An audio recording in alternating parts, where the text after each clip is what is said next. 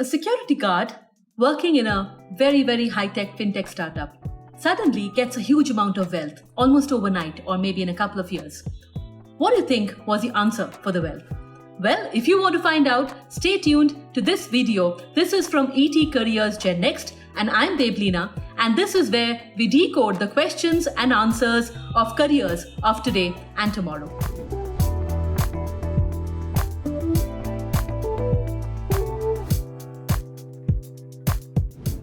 What do you think the answer was? The answer was not some sudden investment decision or some sudden lottery ticket. It was ESOP, Employee Stock Option. This employee was one of the early employees of this very high growth fintech startup, and he got employee stock options, and when he exercised them and sold them, he made the money. If you're watching this and you are an employee of a high growth startup, or you're planning to join a high growth startup which gives ESOPs, welcome to the session from ET Careers GenNext on ESOPs. In this video, we're going to talk about ESOPs from an employee point of view, what it means for us and how do we really make it work. Now, the first question you might have is, what exactly is ESOP? Well, ESOPs are employee stock option. It's a way of bringing ownership in a company.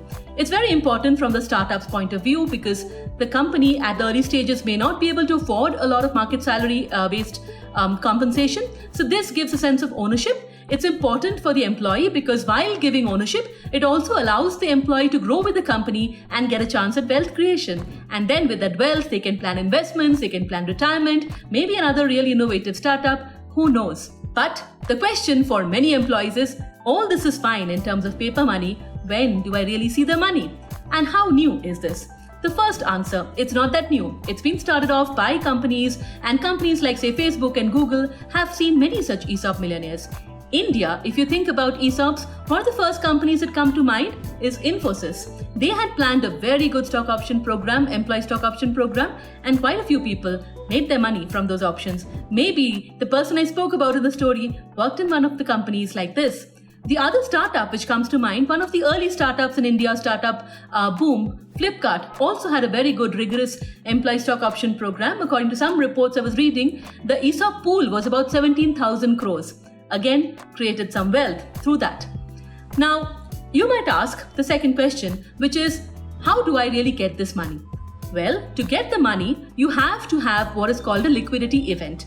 A liquidity event can come through an IPO, which is initial public offering, when the company lists on the stock market, but that's slightly less usual.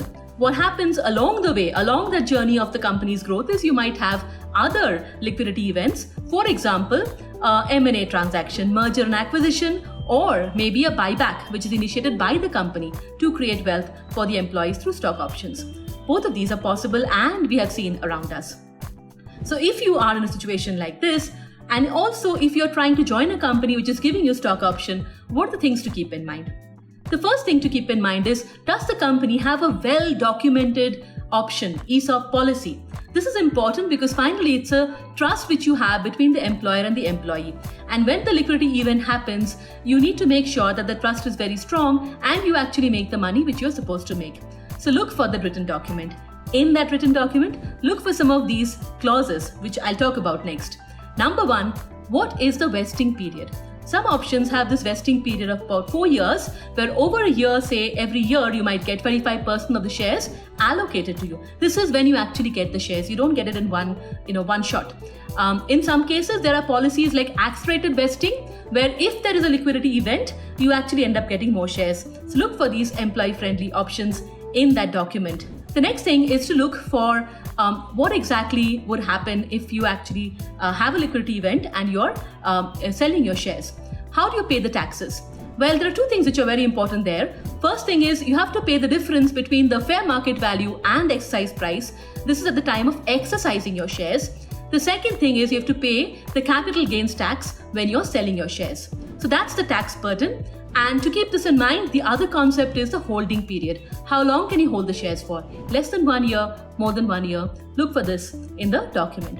Of course, it's important to know who is the stock option meant for. For all employees, for senior employees, it's performance linked. It's meant for a certain group of employees. Are there top-ups, which means there are more ESOPs given over time.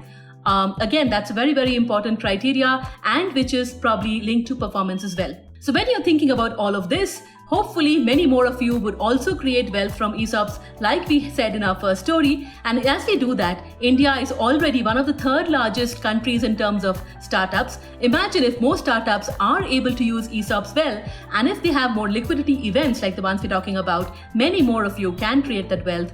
Imagine what that wealth would do for India's growth story and for each of our personal growth stories. Well, more on that soon. Till then, this is me, Debleena, signing off for ET Careers GenNext. Do tell us if you've been given ESOPs, if you understand the terms of the ESOPs, questions you had if you try to exercise ESOPs, and what are your learnings. We would love to listen and keep updating our video series. Thank you so much.